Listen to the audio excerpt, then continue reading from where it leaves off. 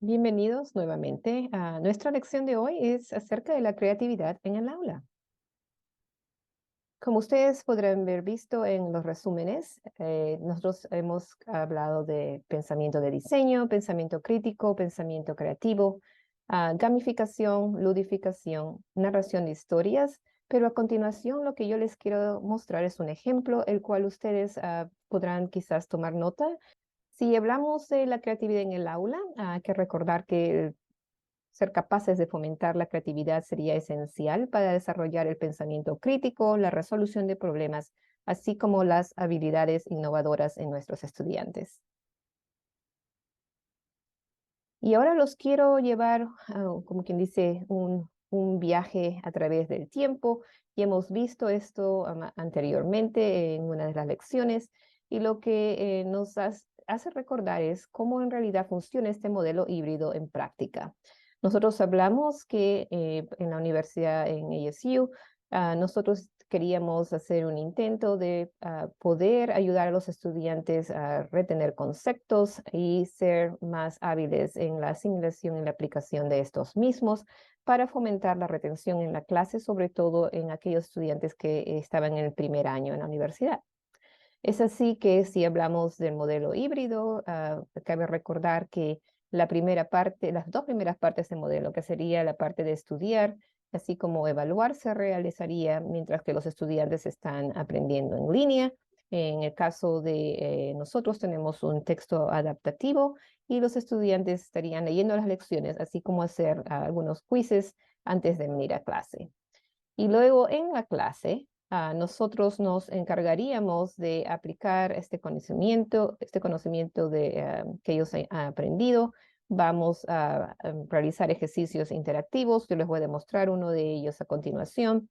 Los estudiantes participarían en estos ejercicios, asimilarían el conocimiento y podrían ahora ya resolver quizás problemas más complejos en clase, así como también después de clase.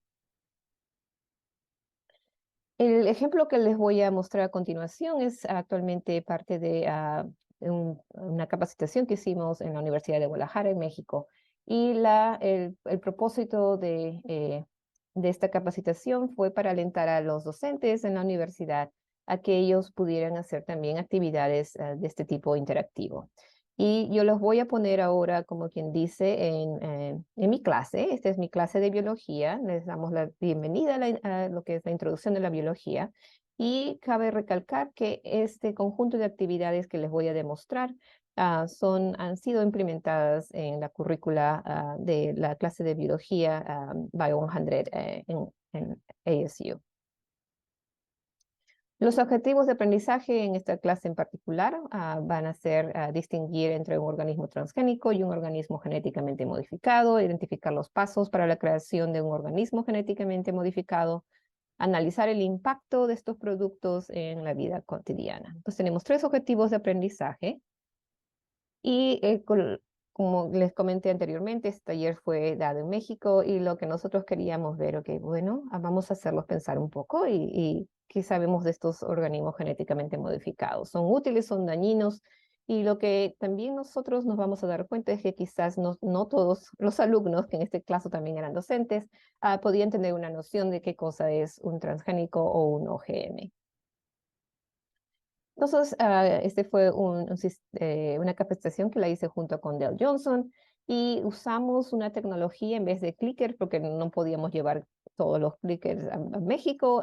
Se llama el polev.com, que es muy fácil, se puede aplicar, se pueden hacer las preguntas, usted las puede planear con anticipación y se les pregunta a los estudiantes que por favor se unan a este sistema y una vez que estén ellos unidos, ellos van a poder responder a las preguntas que se les va a poner en la diapositiva. Es como un clicker virtual. Entonces, una de las primeras preguntas que se les hizo a los estudiantes eran si ellos sabían qué son estos organismos genéticamente modificados. Y el propósito de esta pregunta es para tener, como quien dice, una base. Mis alumnos, en este caso en la universidad, ellos provenían de diferentes disciplinas, no todos eran biólogos como yo, teníamos de negocios, de arte, de diferentes facultades de la Universidad de la Guadalajara. Entonces yo quería saber, como quien dice, si tenían una noción que eran estos organismos genéticamente modificados. Y yo sugiero hacer este tipo de preguntas al comenzar la clase porque como lo que a mí eh, nos permite hacer es como tener un baseline, es como tener, ok, vamos a saber si quizás todos sepan qué cosa es un OGM, pero ¿y qué pasa si solamente el 10% de sus estudiantes sabe lo que es? Entonces nos permite tener una idea de qué tan compleja van a ser las explicaciones y cómo vamos a poder llegar a los estudiantes para que ellos puedan entender cuáles son los objetivos de la clase.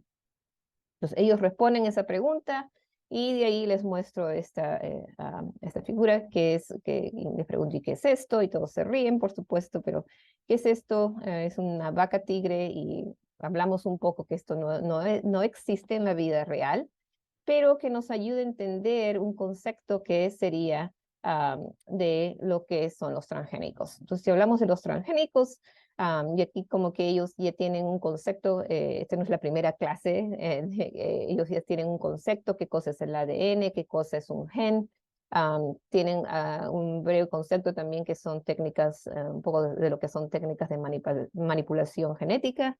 Entonces, él se explica qué son los transgénicos, que es un material que ha sido transferido naturalmente o por técnicas de un organismo a otro. Y vemos la comparación entre un organismo genéticamente modificado, OGM, y un transgénico. Ve muy simple la definición. Un OGM posee un genoma genéticamente modificado. Un transgénico es un OGM, pero contiene secuencias de ADN o genes recibidos de un organismo diferente. Y el OGM puede tener o no ADN de origen externo. El transgénico tiene ADN de origen externo. ¿Cuáles son los OGM más comunes? Y esta es una pregunta muy interesante porque yo antes de mostrarles la figura los decía, ok, ¿cuáles son? ¿Cuáles piensan ustedes? Y estos son, como quien dice, los más comunes que se pueden encontrar. El maíz tiene una importancia, mucha importancia en México. Y también hacer la conexión con los estudiantes, las papas son originarias de Perú y ahí están también que hay muchas variedades OGM. Entonces, esos son uno de los productos, algunos de los productos, hay muchos, pero esos quizás ellos los pueden reconocer visualmente y también hacer la conexión entre lo que es más importante en su región.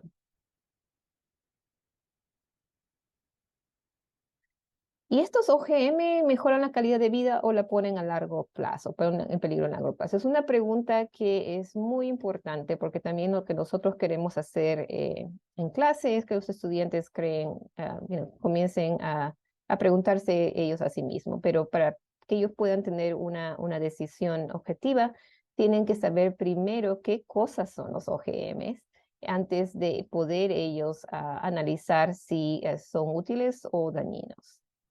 Entonces se les hace otra pregunta también con el POLI-B, ¿qué deben ser? ¿Cuál cree que sería la política de gobierno? ¿Deben de ser alentados, inofensivos, regulados, prohibidos? Y aquí nosotros vemos, como quien dice, en vivo y en directo cuáles son sus opiniones.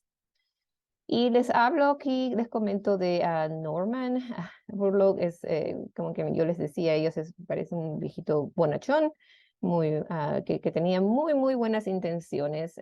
Desarrolló el trigo de alto rendimiento, hizo investigación en México, entonces la conexión con el país en que se le está dando la charla. Comenzó la Revolución Verde, salvó a billones de morir de hambre. Premio Nobel en 1970, ganancias para la agroindustria. Pero, ¿cuáles son las consecuencias? Todas estas son muy buenas ideas y él tenía un gran plan de proveer alimentación a muchas personas, pero hay algunas consecuencias de este proyecto. Entonces, esto nos va a llevar a una actividad de discusión que se les pregunta a los estudiantes cuáles crees que fueron algunas de las consecuencias de la Revolución Verde. Cabe resaltar que yo no estoy indicando acá cuántos minutos serían adecuados para esta discusión, porque esto va a variar de acuerdo a si usted tiene una clase, por ejemplo, de 50 minutos o de 75 minutos, que son las clases estándares aquí en ASU. Pero usted puede hacer una discusión breve. Se les esto puede ser algo que ellos puedan internalizar.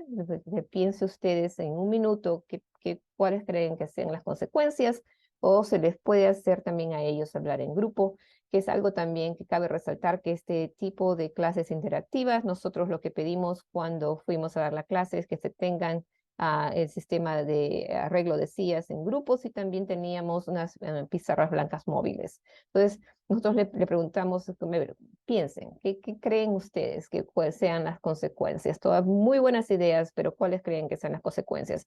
Usted les puede dar a los estudiantes, por ejemplo, 3 a 5 minutos para que ellos hablen en grupo, y de ahí nosotros vamos a presentar lo que en realidad han sido las consecuencias imprevistas de esta revolución verde que le llamamos. Disminución de la biodiversidad, porque solamente había lo que le llamamos un monocultivo de trigo. Destrucción de hábitats naturales para poder tener estos embrios, predominación de estos monocultivos, incremento del uso de fertilizantes y pesticidas, aumento de variantes resistentes, más irrigación y sobreuso de agua contribuyó a la sobrepoblación humana. Y son consecuencias imprevistas que se han analizado con respecto a esta revolución verde. Entonces, muy buenas intenciones. Y lo que es bien interesante es que los estudiantes pudieron, en muchas de estas, acá tenemos como varias consecuencias imprevistas, pero ellos fueron capaces de elaborar sin haber sido introducidos a este tema anteriormente, y pudieron, sus ideas actualmente fueron captadas en las consecuencias imprevistas. Son estos OGM, la próxima revolución verde. Sí, ahora tenemos que entrar un poco en lo que es la modificación genética, ya que va a involucrar la mutación, inserción o deleción de genes. Y estos son, como dije anteriormente, temas que en la clase ya se habían tocado. Borlaug, ese es Norman, usó estas técnicas simples para producir las variedades resistentes a enfermedades cuando él modificó el trigo. Actualmente se les hace saber a los estudiantes que los científicos hacen esto en el laboratorio. Se pueden alterar cultivos a nivel genético, y lo que ellos tienen que pensar ahora es si esto se puede hacer ahora en el laboratorio, cuáles son estos impactos biológicos, económicos y sociales, son diferentes, y si son sí o no, y cómo son diferentes. Entonces, ¿cómo se crean estos organismos genéticamente modificados? El primer paso, que siempre es muy importante, es determinar si la ingeniería genética es el más adecuado, identificar las características que se quiere introducir, remover esta característica deseada del organismo donante, y esta característica deseada en realidad es un gen que va a conferir algo especial a este otro organismo. Transformar el organismo recipiente y verificar que contiene la característica deseada. Estos son los pasos simples, fundamentales para crear un OGM, pero me gusta que se comienza con esta primera parte, que es necesario, tenemos que hacerlo. Si es que se tiene que hacer, es necesario o no. Y luego de eso, que si se llega a un punto de conclusión que sí es necesario, ya se ve en las otras diferentes etapas. Entonces creamos un escenario, ya que aquí creo que con esto capturé a todos la atención de mis estudiantes. Ese es estábamos trabajando en la Universidad de Guadalajara, en la sede de Jalisco, y aquí tenemos la crisis en Jalisco, el pueblo necesita tu ayuda.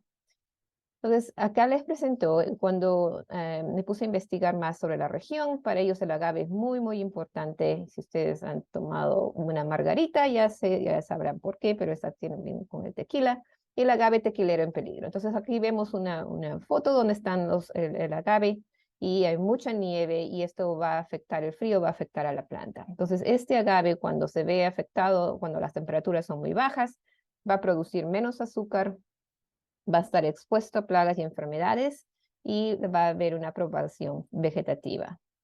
Entonces, lo que ahora voy a hacer con ellos es, bueno, ese es un problema muy grave, especialmente en la región donde ellos están, y ahora vamos a crear una compañía de biotecnológica, y donde se está uniendo ASU con la Universidad de Guadalajara. Entonces, a ellos están bienvenidos. tenemos una empresa que hemos creado y los convierto a todos ellos en asesores. Entonces ellos se han convertido ahora en asesores de la empresa debido a sus vastos conocimientos en organismos genéticamente modificados. Entonces ellos acá, los estudiantes, están adquiriendo un rol y se van a encargar, ojalá, y luego funciona muy bien, porque ahora están tomando ellos, como quien dice, conciencia y tienen, adquieren responsabilidad de proveer un resultado o una idea que pueda ayudar a mejorar este problema que ellos tienen en su región. Y este es el problema, ¿no? Que pasa viene la nieve y ahora las plantas de agave no se ven muy bien, que digamos. ¿Cómo resolvemos este problema? ¿Qué ideas tienen? Y aquí les damos también a ellos para que sigan trabajando en grupos. Usted depende nuevamente a la duración de la clase. Esto puede ser 5 a 10 minutos.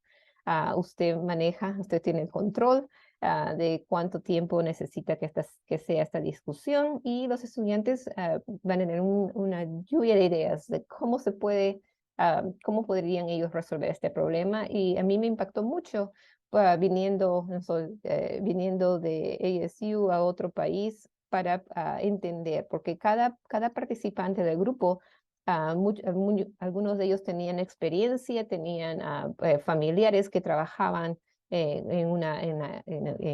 con el cultivo de agave. Otros habían visto cómo había impactado esto del punto de vista económico. Fue muy, muy interesante escuchar todas esas ideas y cómo ellos podrían resolver este problema en su región. Entonces yo a ellos les propuse, y por supuesto entre esas ideas que ellos comentaban, como ya se les había introducido a los OGM, también ellos tenían una idea ¿qué pasa si hacemos esto? Si hacemos un agave más resistente. Entonces yo les presenté a ellos una solución que es actualmente, cuando yo enseño biología, me gusta a mí llevar casos reales. Es actualmente una solución que ha sido planteada, que es manipular genéticamente las enzimas que producen azúcares para que se fabriquen más azúcares en menos tiempo. El agave tiene mucho, mucho tiempo para crecer y acumular estas azúcares antes de que sea cultivado.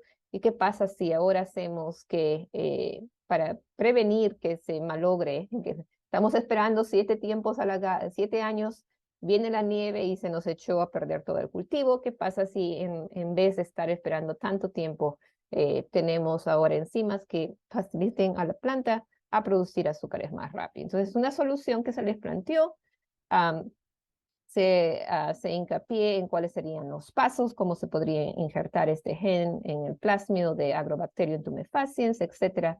Y es un recorrido paso a paso, cómo se podría obtener este agave tequilero OGM en su región. Y ahora les presento otro caso, otro de estos, otro organismo que es muy, muy importante. En este caso es el maíz. Y ahora tenemos el maíz en peligro, que también es un caso de la vida real. Este maíz en peligro está expuesto a micotoxinas, exposición de plagas, problemas a la salud. Y si vemos esta foto, como que a mí no me gustaría comer un maíz que se ve así. ¿Y cómo podríamos resolver ese problema? Entonces, se les hace otra pregunta. Ya los estudiantes ya tienen experiencia trabajando en grupos desde el comienzo de la clase, y que por favor brinden ideas. Entonces va a haber otra lluvia de ideas entre ellos, van a colaborar y van a hacer sus propuestas. Se les puede dar 5 minutos cómo podemos resolver ese problema. Entonces, siempre en el grupo va a haber una persona que, bueno, podemos usar, ¿y qué tal si usamos un OGM? ¿No? Y lo que yo les muestro a continuación, que sí es una buena idea, y que actualmente es una de las que se está adoptando a nivel mundial, que es este maíz BT. La solución una de las soluciones que se podrían hacer es que se genere este maíz, el cual va a ser protegido contra insectos porque se le ha introducido un gen de Bacillus thuringiensis. Por eso se le llama el maíz BT. Esta proteína que va a ser ahora producida por este maíz va a atacar efectivamente a orugas de cierta especie, y la cual va a prevenir que esta plaga consuma el maíz y lo deteriore. Y también asimismo, esta es una gráfica muy, muy sencilla. Aquí tenemos el cultivo, es infectado, pero ese es un cultivo, es un maíz BT. Cuando las orugas comienzan a comer maíz, pues como este gen BT ha sido insertado en el cultivo, la plaga muere al ingerir cualquier parte de la planta. Si no, no interesaría si estaría comiendo las raíces, las hojas o el fruto, nos vamos a liberar de la plaga.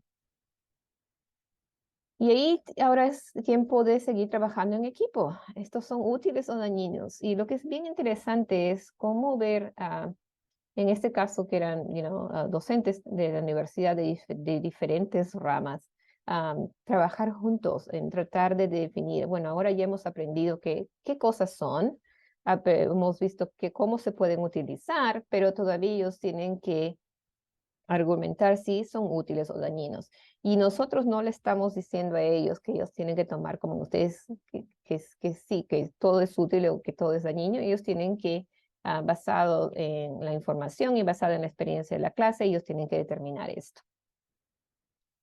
Entonces, están trabajando en equipo, tenemos las pizarras blancas móviles y les pedimos que escriban una lista de ideas. Para ese caso, por ejemplo, nosotros teníamos grupos, por lo menos 10 grupos, y cada grupo tenía un número, por ejemplo, los pares hacían, por ejemplo, enumeraban las cosas útiles y los impares hacían lo que son las cosas que podrían ser dañinas de un OGM.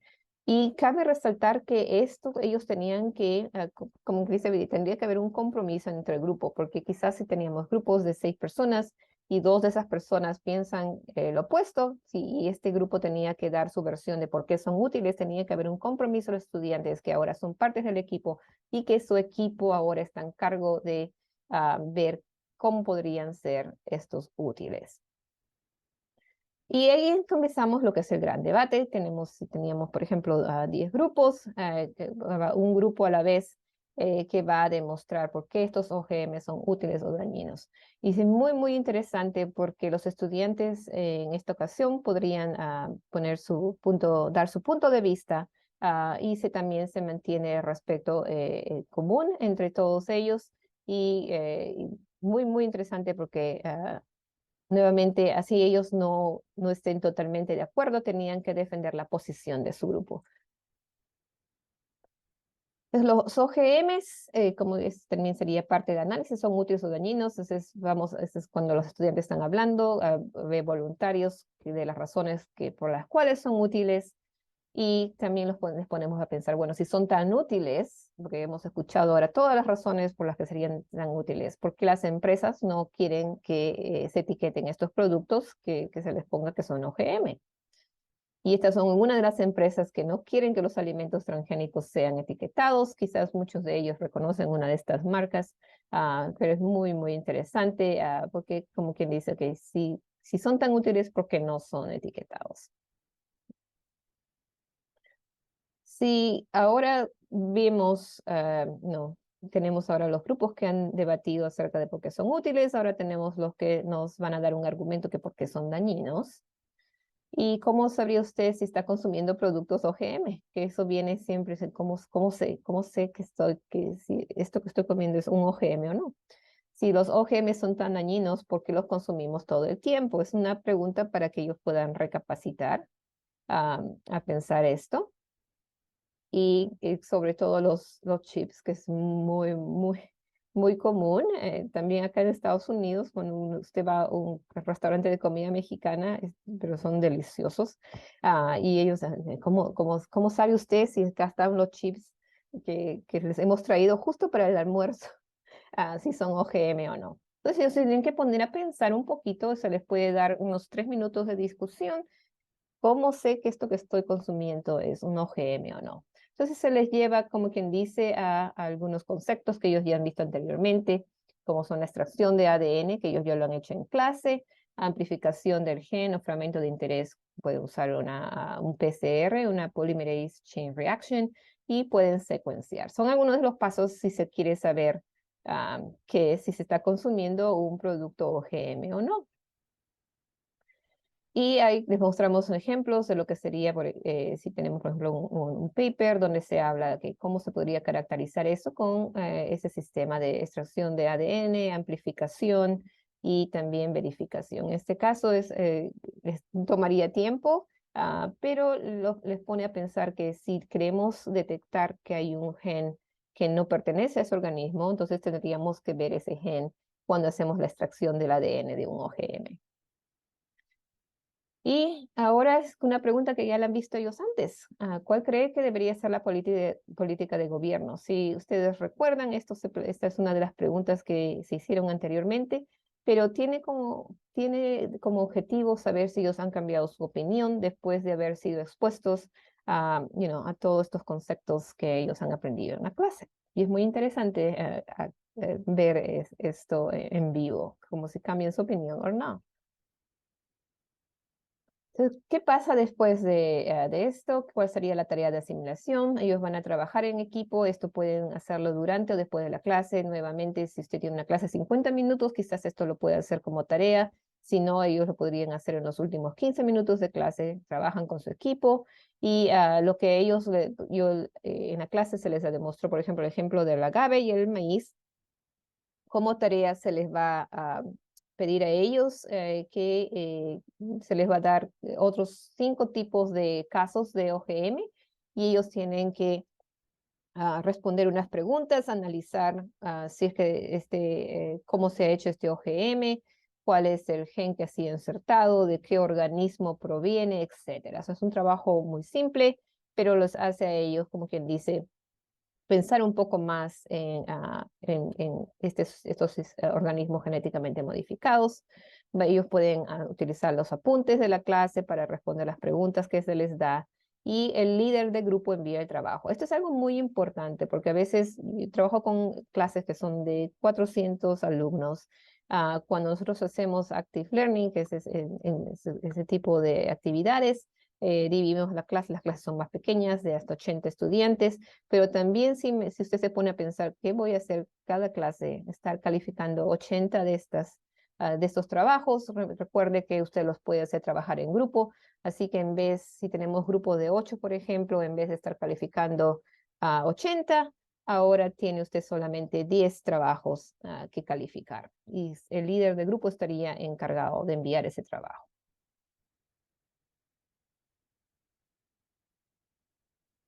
Entonces vamos a repasar cuáles fueron los componentes. Se presentó una historia interesante en la clase, resaltamos la creatividad cuando los hicimos a ellos asesores de empresa.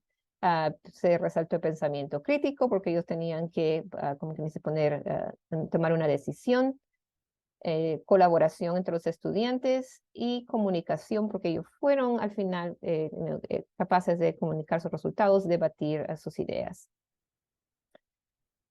¿Cuál es el rol de los asistentes? A mí me encanta siempre tener asistentes en clase, porque siempre no tenemos, como quien dice, un graduate student, un estudiante de maestría o de doctorado que está ayudando en clase, pero también cabe resaltar que es muy importante si ustedes tienen asistentes en clase que son estudiantes que quizás hayan pasado la clase anteriormente y quieren participar, quieren tener esta experiencia.